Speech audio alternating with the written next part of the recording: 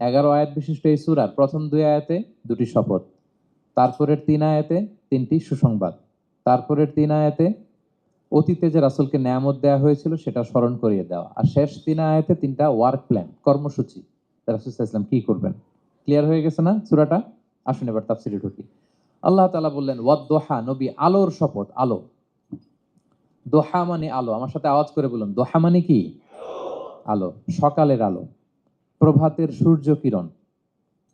দিনের প্রথম অংশে একটা সানশাইন থাকে না, খুব চমৎকার লাগে 9টা-10টার দিকে, হ্যাঁ, সানশাইন। এই সকালের সানশাইনটাকে আরবিতে বলে দোহা। এই জন্য এই সময় আল্লাহর হাবিব সাল্লাল্লাহু আলাইহি ওয়াসাল্লাম নামাজ পড়তেন, এটাকে বলে সলাতুদ দোহা, মানে দোহার নামাজ। এটাকে বলে সলাতুদ দোহা, দোহার নামাজ। তো দেখেন, রাসূল সাল্লাল্লাহু আলাইহি ওয়াসাল্লামের মন ভালো করবার জন্য প্রথমে আল্লাহর ওয়ার্ডিংটা দেখেন, আল্লাহ তাআলা কেমন চমৎকার শব্দ চয়েস করেন। প্রথমে আল্লাহ বললেন আলো। আলো বললে তো মনটা ভালো হয়ে যায়, কি বলেন? এই আলো মানে আশার আলো, সম্ভাবনার আলো, প্রশান্তির আলো।